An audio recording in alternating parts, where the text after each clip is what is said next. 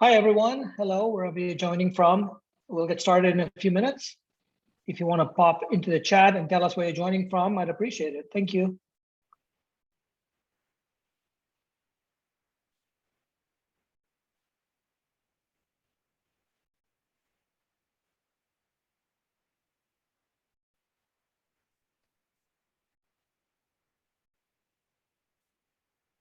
Excellent. We have people joining from Poland, Ukraine, Saudi from Thailand, Holland, Mexico City. Awesome. Really good to see the participation. Thanks, everyone, for joining. Ecuador and Georgia and Russia, Indonesia and Spain. It's awesome to see people from all around the world. Thank you for joining. Remember when we actually used to go to those places? This is the closest we get to traveling these days, seeing the names on the chat. And Mike's been to all of those places in a single year, I'll guarantee you that. Okay, well, I think we should get started. So thank you for joining us. See Egypt and the Philippines, Ukraine, more Poland, the Czech Republic. Awesome, awesome. Well, excited to be here with everyone today. So thank you for joining us from wherever you're joining. Wishing you a very warm welcome and hoping that you and your family and colleagues are safe and healthy. You know, over the past month, we have run nearly a dozen webinars as part of our assessment summer camp. And today is a culmination of those webinars, and it's a fireside chat about a really important topic. It's about the psychology of progress. I hope many of you have been able to participate in the series. We found them useful. We've enjoyed doing that. And hopefully today's topic is another one that teachers, administrators, parents, and students grapple with daily, something that comes up in our discussions all the time. So I'm excited for you to be part of the conversation. My name is Nick Laul, and I'm the VP of Product Management for Pearson English Assessment. I'm responsible for developing assessment solutions for English learners around the world. I'm based in New Jersey on the East Coast of the US. And today I'm joined by my colleagues, David Booth and Mike Mayer, both of whom are based in the UK. David is our test development director for PTE assessments. He's responsible for development of Pearson tests, ensuring that all tests are delivered to the highest standards. He's an experienced teacher trainer, and assessment professional. And before joining Pearson, he worked at Cambridge ESOL for over 10 years. He's got extensive academic management, teaching, and training experience, working for the British Council in South Korea, Hong Kong, and Malaysia. Alongside David, we have Mike Mayer, who is the Director for Learning Research and Design at Pearson English. He heads up the research into creating audience-specific learning objectives aligned to the global scale of English, something you may have be aware of and quite familiar with. He works with content teams to ensure that those learning objectives are used as part of evidence-based learning design. He has a BA in French language and literature and a Master's of Philosophy in English and Applied Linguistics from Cambridge University. Both Mike and David are awesome for this conversation. I've learned a lot from them, and it should be a really good session, and I encourage you to participate through the chat function. So before we get started, let's go over some quick housekeeping notes. Mike and David have prepared some remarks, and they will speak for about 8 to 10 minutes each. And then most of the time will be reserved for a Q&A session towards the end of our talk. So submit your questions in the question box or chat box anytime during the talk, and I will moderate the conversation after Mike and David are done talking. We'll try to get through as many questions as possible. Certificates of attendance will be sent to you in the days following the session. Obviously, the webinar is also recorded, and that recording will be available shortly after the session in case you'd like to share that with the colleagues. So for the next 20 minutes, let's go through our prepared remarks first. Hopefully that'll ground our conversation and allow for some great discussion and questions from our audience. Mike, I'm going to turn it over to you next. Okay, thanks, Nick. And let me welcome everybody again to this webinar. Thanks for taking the time out to join us. As Nick said, we're going to be looking at the psychology of progress.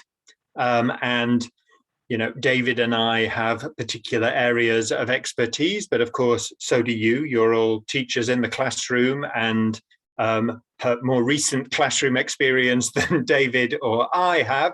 So we really hope that you will participate. You can type your comments into the chat, or as Nick said, add your questions, and we'll hopefully have a fruitful discussion later on. So if I just kick this off, talking about progress. Now, one thing that Nick didn't say in my bio at the start was that I actually joined Pearson as a lexicographer. So I was trained as a dictionary writer. And so I like to get my definitions straight before I start talking about something. And well, which better dictionary would I go to than the Longman Dictionary of Contemporary English, which is a Pearson dictionary and one that I was the publisher of many years ago. And so progress there, defined as the process of getting better at doing something or getting closer to finishing or achieving something. So if we think about that process of getting better at doing something, when we're looking at language, I think we're looking at two different aspects. So first of all, we have, if you like, the code, the knowledge of the language itself. So the vocabulary of the language, the grammar, the pronunciation. So these are obviously things that as language learners, we have to learn.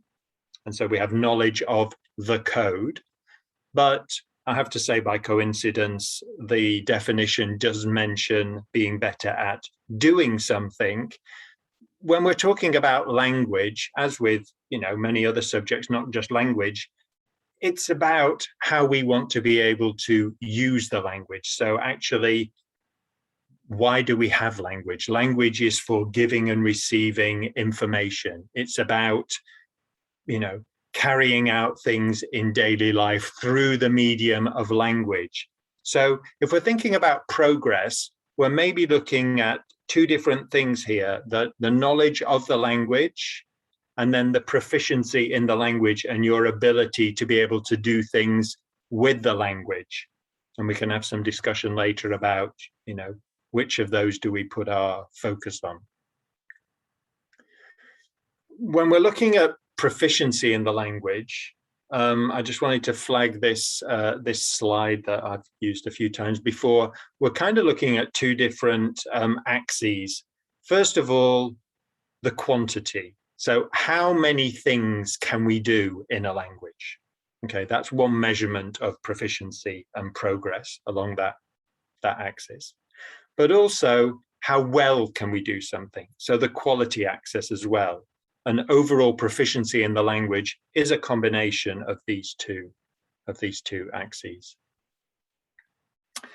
I'm sure most of you on the call are pretty familiar with the Common European Framework of Language, kind of seminal in language learning, teaching and assessment, published 2001, and really set the benchmark, not only in Europe, but around the world for language learning and measuring language learning and planning language courses. And as a consequence, all English language publishers reference the Common European Framework. And if you are familiar with it, you'll know that there are these levels from A1 to C2. A large part of the work that I've been involved in at Pearson has been in extending the Common European Framework to include different audiences, so business English, academic English, young learners, and to take that measurement scale, if you like, the A1 to C2 measurement scale, and transforming it into a numerical scale from 10 to 90. And one of the reasons why we wanted a numerical scale was, in fact, to address this issue of measuring progress in language proficiency. Because one of the limitations that's been leveled against the Common European Framework is that those levels, generally seen as 6 levels, the A1, A2, B1, B2, C1, C2, it's quite difficult to measure progress just using those 6 levels. And I've got a couple of slides just to illustrate my point. So if you look at this this slide, and 1, 2, 3, they're 3 learners. If I tell you that learners 1 and 2 are A2 and learner 3 is B1, if you didn't see this graphic, I think your assumption would be that 1 and 2 are pretty similar in level and that learner 3 is at a higher level. They're at B1. When the reality here is that 2 and 3 are much closer. But if we only have these 6 measurement points, we can't really see the detail within A2. Whereabouts within A2 are you? And so with the global scale of English, you can see that scale of 10 to 90. If we look at the A2 level on the Common European Framework, you can see that we have these points from 30 to 42. 43 is the beginning of B1. So you've got those 12 points which enable us to measure proficiency within A2 and to track progress within A2. And we'll come on to seeing how motivation plays a factor in language learning.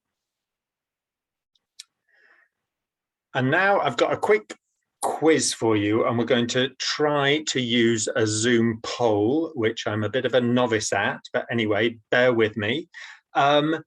Moving from B1 to B2, for a lot of learners, B2 is the level they want to achieve if they want to go to university, if they want to emigrate. Often B2 is kind of the level they need to get to.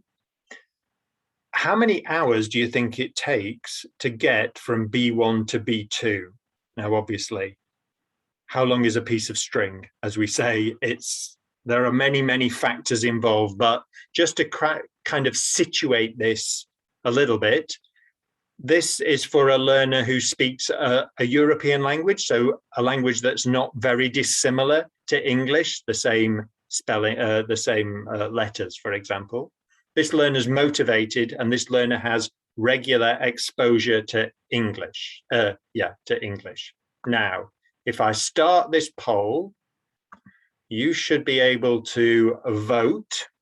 And if you want to just pop your votes in there, we'll see what people think. So is it 100 hours, 200 hours, 400 hours, about 1,000 hours? Just give you a couple of seconds. See, about half of you have voted. Probably going to have to stop now, otherwise I will be exceeding my 10 minutes. So actually, almost half of you said about 200 hours. Okay.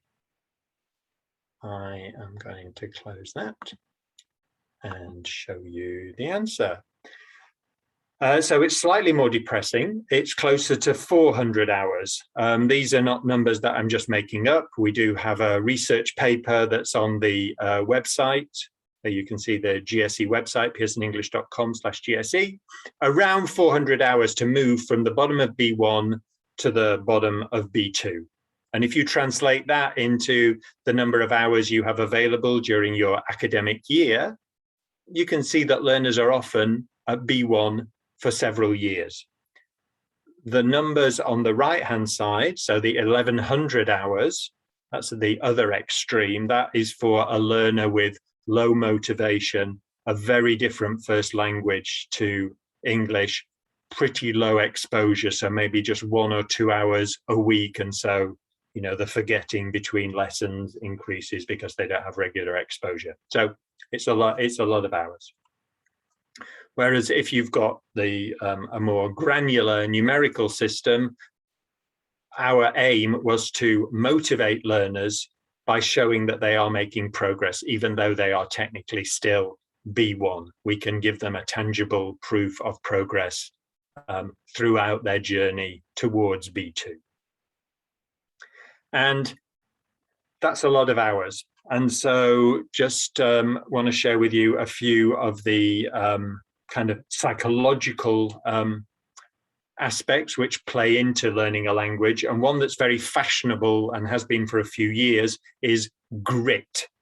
Grit is really another word for perseverance, and it's about being able to maintain interest over time, but also the ability to really sustain effort when you're coming up against problems. And so a number of factors feed into, creating grit within your students.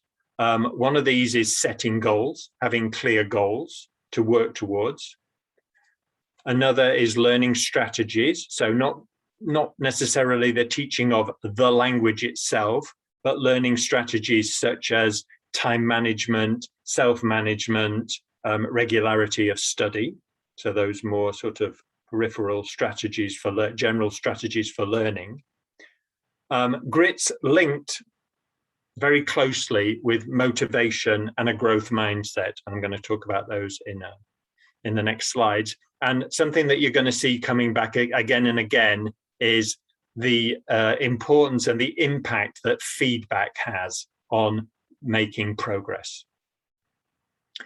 And if we think about the goal setting, you don't need to get too hung up about the terminology between mastery goals and performance goals, but one is basically measuring progress against your own improvements, and the other is about measuring progress compared to your peers, other people in the class. And you can see on the screen some of the pros and cons. The measuring against your own progress tends to be associated with effective study strategies and is less stressful. And whereas measuring against others in the class tends to lead to things like cramming and greater anxiety. Motivation plays quite a big part in language learning. And there are two types. One that comes from within, in yourself, so intrinsic motivation, and the other which comes from an external motivating factor, extrinsic motivation. I think the jury's still out as to which of these is more impactful. I've seen studies which show that actually there's not a significant difference as long as there is some motivation.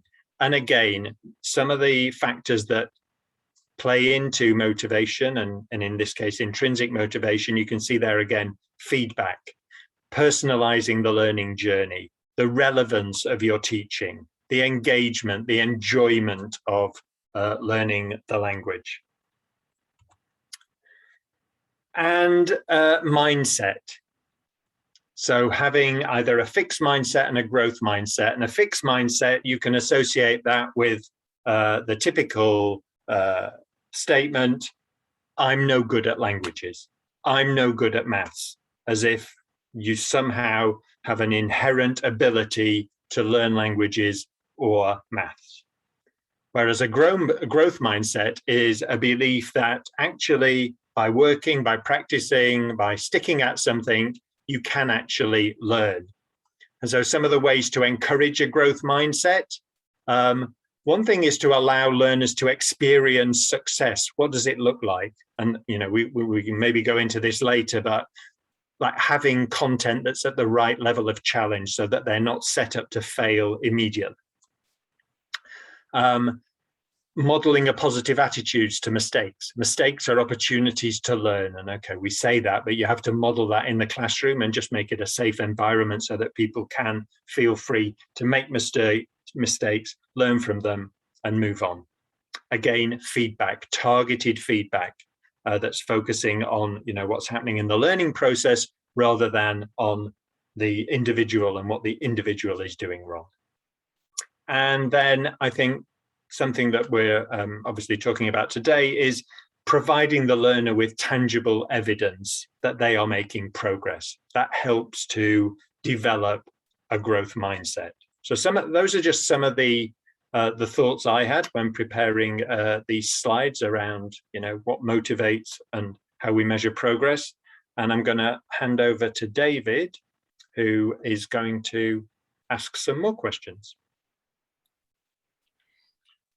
Thank you, Mike. Yeah, that's very insightful and an interesting focus there on motivation and on the classroom. And I'm going to focus a little bit on that myself, but I'm talking more from the assessment angle and, what can assessment contribute in terms of the classroom and in terms of that motivation, and going back to some of those things that Mike said about relevance, engagement, personalization and feedback, which is a critical part of what happens in the language classroom.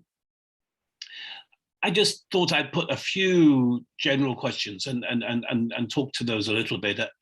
As Nick said, and as Mike said, we want this to be a kind of a starting point for a discussion. So we're very happy, and I've been looking at some of the comments there, in some of them quite worrying. The comment about lying to your student and telling them that they'd made progress, and that motivated them to do better. It may have worked in that case, but I don't know whether that will work every time. Certainly, I wouldn't be encouraging people just to tell people they're making progress when they're not, because I mean that's also a reality of the classroom. Mike talked a bit about intrinsic and extrinsic motivation, but we have to accept that learning language is a very complex area.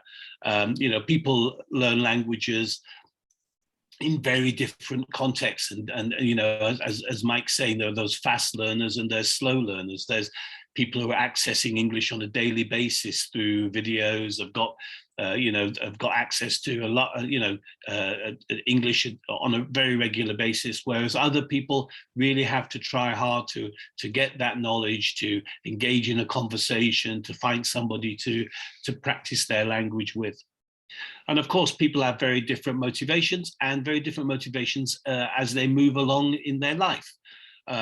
Many people on this call will be language teachers in the classroom, teaching children, teaching young adults, whose ideas and motivations for language learning may be very different from, say, an adult who is in a job and is looking for that motivation to get a better job, or embarrassed that perhaps they can't hold a conversation down with colleagues or with other people on the telephone.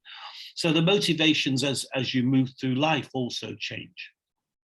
And we have to accept that, the classroom has its limitations, partly because there is a number of students in the classroom. A teacher is not dealing with 10 people usually, or certainly not 5 or 6.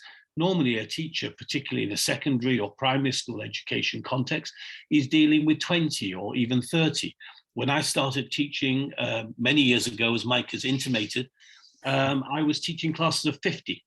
And obviously, if you're teaching a class of 50, you just don't have the resources and the time to give as much feedback as you would want, and to give feedback in a timely way. Because I think, as Mike's been hinting, the quality of the feedback is really important. And in language learning, the quality of the feedback and the speed of the feedback, the time, the distance between the person making an utterance and then the teacher or another facilitator saying, well, you could have said this, this is another way of saying that. You said this, but perhaps it's better if you said this.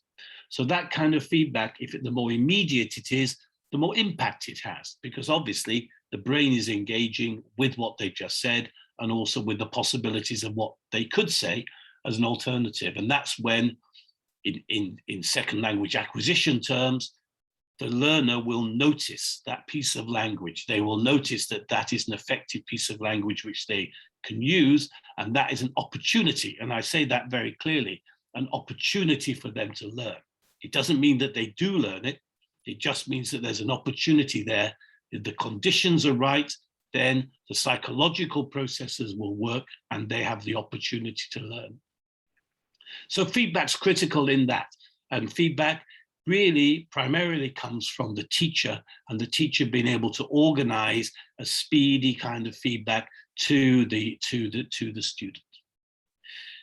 So can assessment help with this? Well, I think assessment can, and I think assessment has different roles. I mean, obviously, as we've been talking about there, assessment opens doors and it gives you an opportunity to do different things in your life, in work and in school. But also, as Mike was pointing out, a lot of feedback and assessment of feedback is formative. It's pushing you along either that personal journey, as he pointed out, or that journey in which you're then comparing yourself to other people, or you're making a journey alongside other people, which is very commonly what happens in the classroom. And that's why I think and it comes back to some of those things that Mike was saying, why the teacher is such an important person in facilitating that learning, either through that immediate feedback or through structured feedback, back to the class, telling the class where they're weak, giving them opportunities to remediate and to learn things or relearn things that they may have missed. Recycling is such an important part of language learning, but also stretching them where you've got good students who want to learn more. The teacher is there pushing that student, saying, right, you should be doing this, you should be, accessing these other things. In a classroom, particularly language classroom, you get quite a wide range of abilities, if particularly in the secondary context, where students have got at very different rates of progress depending on their motivations, on the feedback they've got and the input that they've had. Mike, if you just pop onto the next screen. So this is the teacher, and many of you on this call, and it's great seeing people from Indonesia and Thailand and Vietnam at 2 a.m. in the morning, getting up to listen to Mike and myself talk about progress, and thank you for that, but thanks to the other people, also Europe and South America. But this might be a common scene in those countries, and in many countries where the teacher's role is still an administrative role and still marking papers out. And I think there the time, it's not 2 a.m. I think it's 10 past 11. It could be 10 past 11 in the morning. It could be 10 past 11 at night. I think as teachers, we know that, when there's a pile of papers that need marking, that, we will do it in our own time or get it done, because perhaps the next day we have to give those back to the students.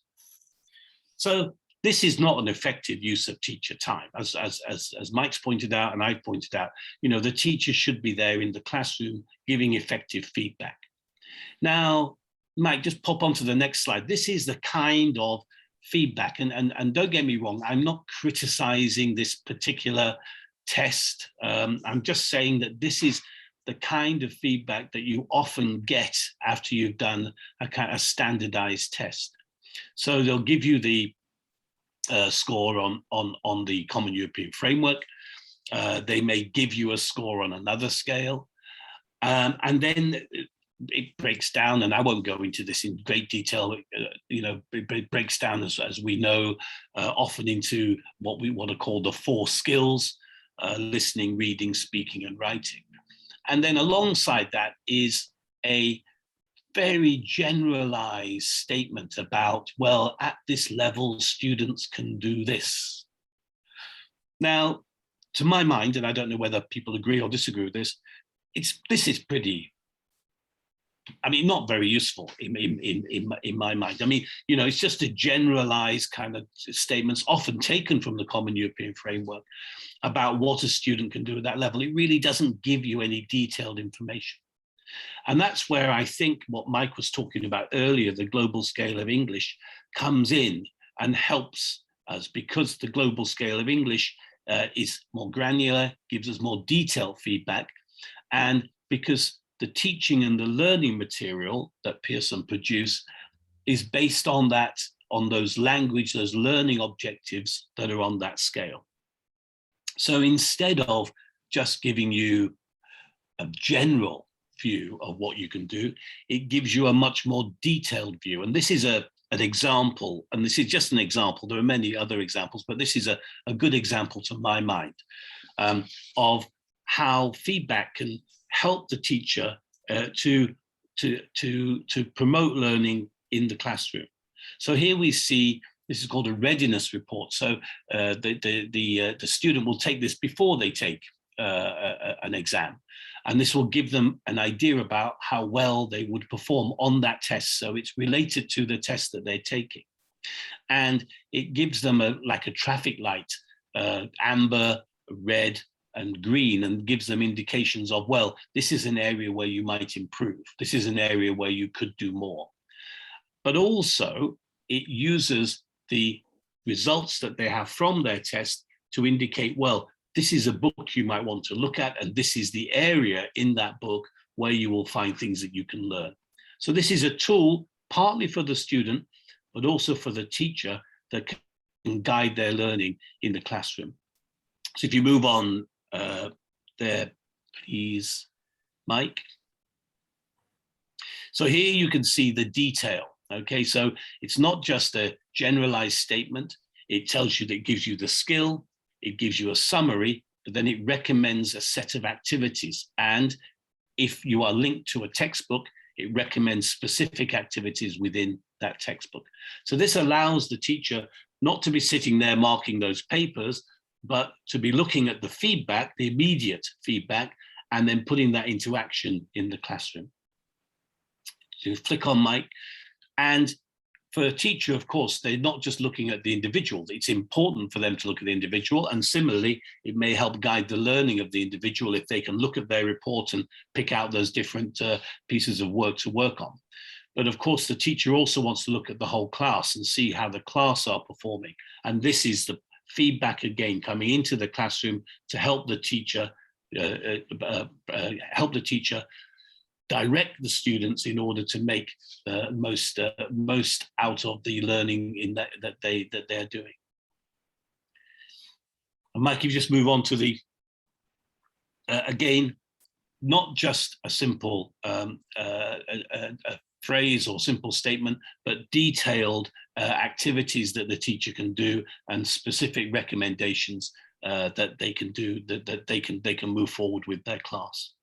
So the point here is just moving the burden of feedback, moving the burden of the assessment and picking out all those areas where people were strong and where people were weak, removing that from the teacher, giving them the tools that then they can just look straight at the results and they don't have to pile their way through 30, 40 or 50 test papers in order to see how well the students have done. Okay, well, that's my piece, but hopefully that has set off in people's minds some questions. And I think, Nick, you'll be guiding the discussion from here. Yeah, thanks, David and Mike. That was awesome. Mike, you mentioned the poll was really instructive, right? Because it was good to get people's perspective on how long it takes to learn a language. But you also the graphic kind of showed that the dimension of learning differs based on the level you're at. Can you talk a little bit more about that? We said 400 hours from B1 to B2. Is that consistent across the various CEFR levels? Yeah, so hopefully you can see the slide. I've moved back to that slide. You can see I didn't reference it when I was talking, but below you can see at A1, you've got lower numbers, 95 and 480. And, you know, there's a reason why this graphic is in a cone. It's that actually, as you get better at doing something, it takes longer to move to the next level. So actually, and I'm sure everybody in the classroom has got experience of like the beginner level, you seem to like make progress quite quickly and get to, you know, you can use some set phrases and you can, you know, have some simple conversations from having been able to do nothing. So it seems that you've made that progress quite quickly, and then something seems to slow down and you hit what David referenced as the intermediate plateau. So, and that's particularly around that, you know, high A2, B1, where it feels like you're just stuck at that level forever and ever and ever. And, you know, there's a couple of things going on. Yes, in that learning, you know, research shows there's a bit of a U curve, that there is this kind of leveling out of the speed of progress at an intermediate level. But equally, as I was saying, that if you're at B1 and your only next reference is B2, then no matter where you are in B1, I have to tell you, you're B1, you're B1, you're B1, you're B1, which just reinforces that idea that you've plateaued.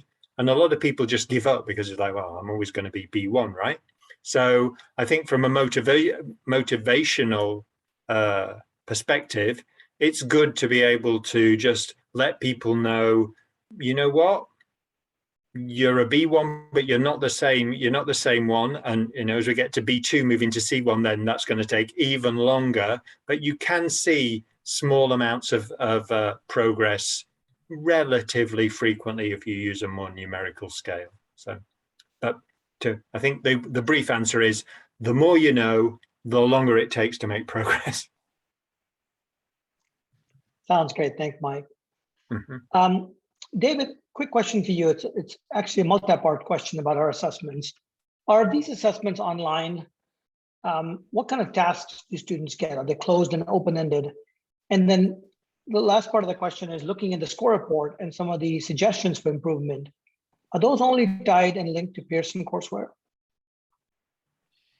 Okay, so the first question was, are they online? They're computer-based, yes, and I think that's important because we have to collect the information, and also we have to set up the databases that sit behind those assessments. So behind both the courseware and the testing instrument, there is this database of learning objectives. Mike alluded to it in part. That's a fundamental part of the GSE. So it's really important that we have computer-based testing, because that allows us to quickly relate those items together and to give immediate feedback. The tasks on the tests are both open and closed. So there are multiple choice type questions, there are fill in the blank type questions, and there are more open, longer writing questions, for example. There are short speaking turns. So for example, you might repeat a sentence, and there are longer speaking turns. For example, you might describe a picture. So there's a variety, and most of our tests, the tests that we use, they have at least 10 or 12. I mean, one of our tests, PT Academic, has 20 different item types. So there's a great variety of different ways of testing, and both multiple choice, short answer, and extended. The third part of the question, Nick, was the linkage of the textbooks.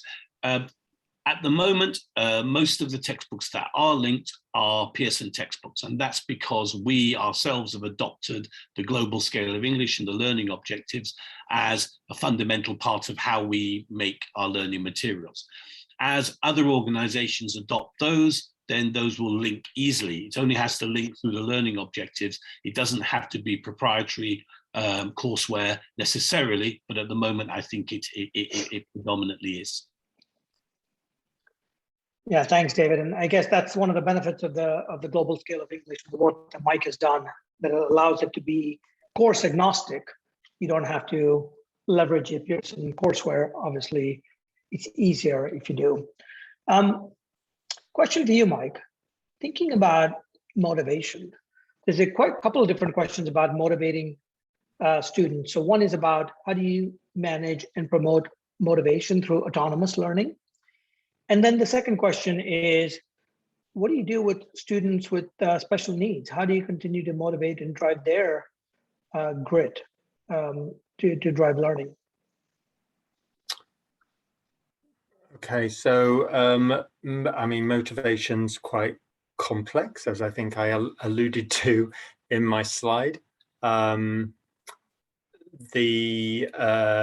or not it's intrinsic or extrinsic motivation. So, and again, as I referenced, like having clear goals to work towards, I think that has been demonstrated. You know, there's a number of studies out there that show that if you have clear goals to work towards, and these are, you know, SMART goals, so that they're specific and measurable and kind of time bound, that does help with motivation, and that can be extrinsic motivation as well. Maybe you're not so fascinated about learning English, you can't really see the relevance, but working towards these short-term goals will have an impact on your learning and on your progress. And actually, there's a piece of research by John Hattie that suggests that by sharing those goals, so don't keep the goals hidden, you know, in your lesson, share why the students are there on, you know, 10 o'clock on a Monday morning. This is the goal for this lesson. You will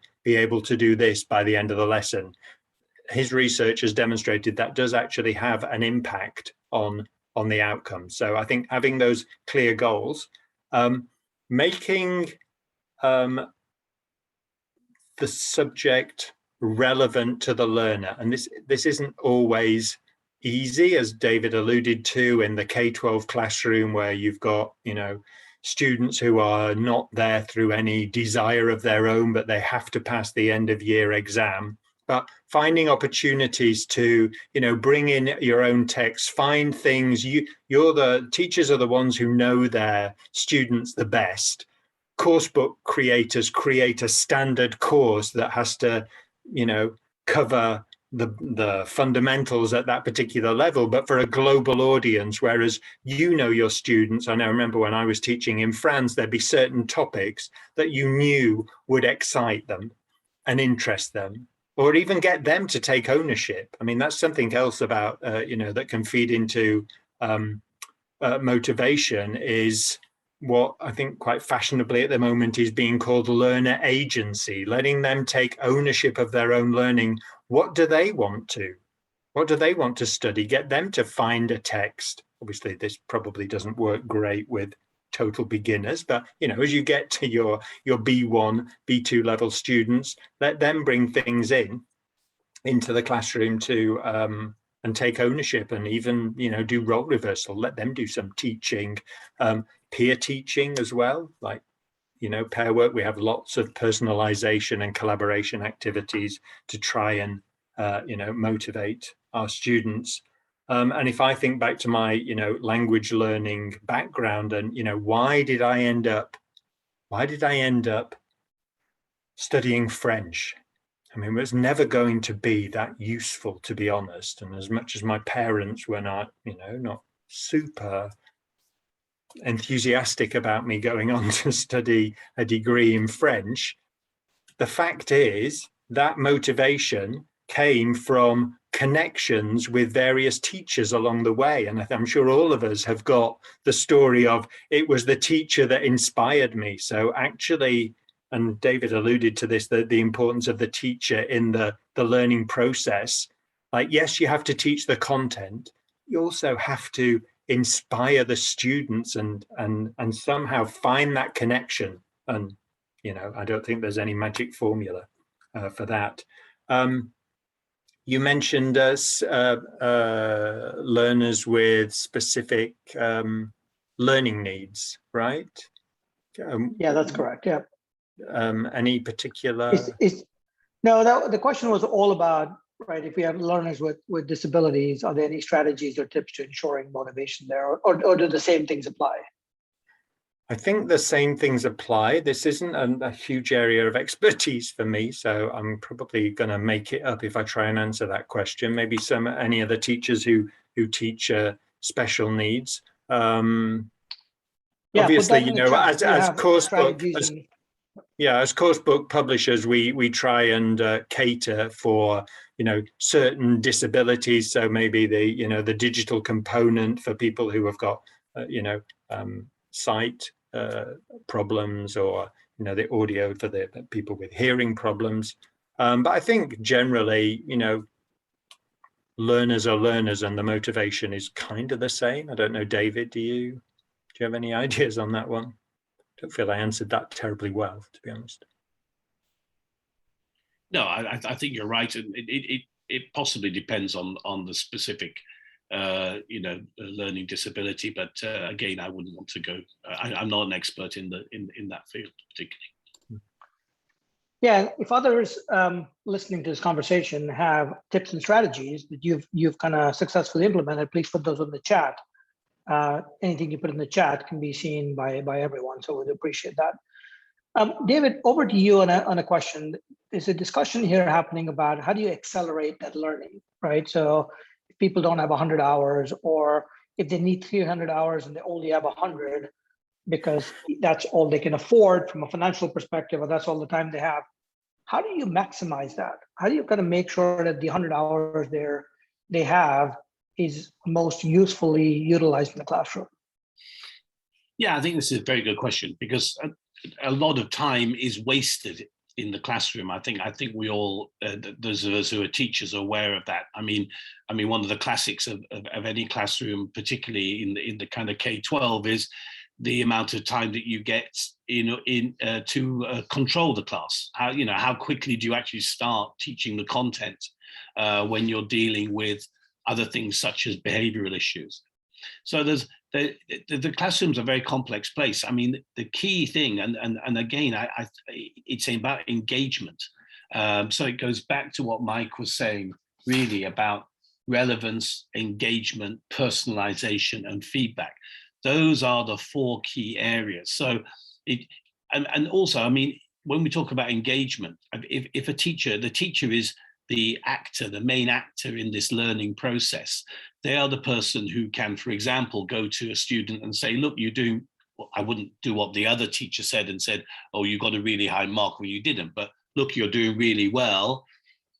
What other areas, what areas in your life where can you personalize the learning, or where can you find opportunities? I think somebody in the questions was asking about, well,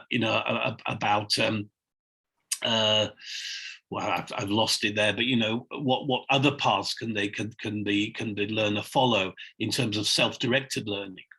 So in the classroom, focusing on those 4 key areas, but also giving the student and giving the learner the opportunity to do self-directed learning, and that is how they will make the most of the time that they've got.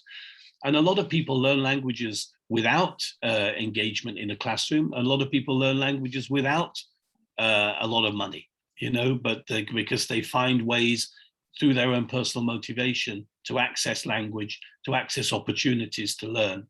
And language is that funny thing, yes, of course, there's classroom learning, but of course there's independent learning too. So yeah, that in the classroom, I think those 4 factors are the key, but also the teacher helping learners understand that they can learn a language in more ways than just in the classroom. Yeah. If I just chip in there, Nick, to say that those numbers, I don't want to be scaring anybody unduly, but the numbers that I shared come from research, but this is research into learning, if you like, the language, like the whole of the language. So this is general proficiency in a language. I would say, having lived for 4 or 5 years in France, I'm pretty up there in the C1, C2 area. But there are areas of my knowledge where I would not be able to hold a conversation in French, like recipes. I don't cook, so I have no idea what the vocabulary associated with recipes. I'm not interested. I don't know the names of like herbs or whatever. I just want to eat it. I'm not interested. So I think that progress in specific areas, clearly targeted areas, if you have a very concrete goal and a need, you could become proficient at given a certain level of general proficiency in one area of the language, and that would be a bit quicker. And the other point I just wanted to make was that there's quite a bit of evidence that getting students to reflect on their own learning also has an impact on how well they're learning. So this is one of those strategies that I mentioned, and increasingly publishers are baking these into their courses. So you may well see these in course books now, but when you get to the end of a piece of learning, you're asking the learner, okay, how do you feel about, how confident do you now feel about giving directions in English or writing a letter of application? So it's an opportunity. It may seem a bit superficial on the page, but it's an opportunity just to take stock. And I think that's maybe something that certainly when I was teaching, we didn't really do. We just kind of plowed on with the curriculum and yes, we've got to get on to the next chapter. So I think as a strategy, self-reflection, part of self-management is quite impactful as well. Awesome. Thanks, Mike. Hey, David, back to you again, specifically about the data that you shared in the reports. How detailed is that feedback, and how actionable is it in the classroom? I mean, you hear a lot of kind of concerns about teachers. How do I personalize this thing? It's great you've given me the data, but how do I distill it? How do I maximize the value of it in the classroom? You want to kind of just talk about the level of detail that's in the reports, and then tips on how they can actually implement that in the classroom? Yes, and I think the general context as well, Nick, because if you're looking at teachers and the teachers, how they work within the classroom and the strategies that they bring to the classroom, there's a variety of ways in which a teacher will give feedback. And if you're setting up a speaking activity, for example, and that speaking activity involves role play, then the teacher will often go around, monitor that, what's happening, and then will feedback either immediately or later to the class about how well the outcomes of that role play were achieved. Did the person achieve what they were supposed to achieve within that communicative setting? Now, when we're talking about assessments and the feedback that assessments give, now these tend to be, they're not absolutely immediate in that they're not there, in that particular activity, but they are focused on a wider range of language activities. So within the test, there's certain areas that are tested. The detail is determined primarily by the learning objectives that underpin those test items and the learning objectives that are matched in those courses and the courseware. So in effect, what happens is that the assessment can highlight areas of either weakness for remediation or areas of stretch where you can push yourself to the next level. So, and that's what the feedback gives. So the teacher can use that in different ways. They can use that with an individual, for example, to personalize that individual's learning and say, look, you took the test. These are a couple of areas where you're weak. You might want to work on these, but these are areas which are recommended that you work on and that will push you to the next level, that will move you on that global scale of English. So it'll move you from whatever 59 up to 64. If you're following that learning path, then you'll make progress along that scale. I mean, as Mike points out, this takes time. But that feedback will help the teacher to either move an individual along that scale or move the class along that scale. Now, we all know from our teaching experience that as learners go through particularly the school experience, their learning abilities diverge. So you get quite mixed ability classes. And this kind of feedback can really help the teacher personalize that learning, get those people who are getting behind a bit to catch up, and get those people who are moving on to move on further. So, you don't in the end up with everybody in the middle anyway. You don't want that in a language learning classroom. You want some people to go on and move on to go on to higher levels, other people to get to the level that they wish. So the detail is good in that it gives the teacher basically resources that they can use to help and support those students' learning and gives them insights into those students' performances. Awesome, thank you for that. Mike, question for you. I'm going to read this verbatim. Could you touch on incidental learning and how using the target language to teach a different subject could impact motivation and engagement in the classroom? Do you think it's a practical approach? Okay, say that again. Incidental learning and then using the target language, so using English, right? To teach a different subject, yeah. So perhaps, maybe, I'm assuming this means something like, yes, perhaps pick a CLIL, subject or something that somebody's interested in, yeah. CLIL, Mike. Yeah, CLIL. Can that be used to motivate? I'll sit on the fence and say I'm sure it motivates some and not others. Just if I'm not interested in chemistry, quite possibly I'm still not going to be interested in chemistry, even if it's taught to me in English. However, if we look at those number of hours that it takes to make progress in a language, additional exposure to that language is really a great opportunity. So if we think about contexts in which, the only exposure students are getting is in the English language classroom, that might only be 4 or 5 hours a week. If you're then doubling that by also teaching often I think it's the sciences, right, or art, or in English, then you are doubling the exposure, and all of those hours count in your progress, right? I guess if you're diversifying the subject, so maybe I'm not particularly interested in English, but I am interested in biology. That's a way of getting English in through biology. So a bit swings and roundabouts. Incidental learning. I think David referenced this about learning, outside the classroom. Very often, the things you remember are the things that, have just happened by chance. They are. So I don't think we can downplay incidental learning. And I guess the really the technique there is to increase the opportunities for incidental learning. And so, that one of the other presentations I did for this series was around summer slide and how to engage students during the summer.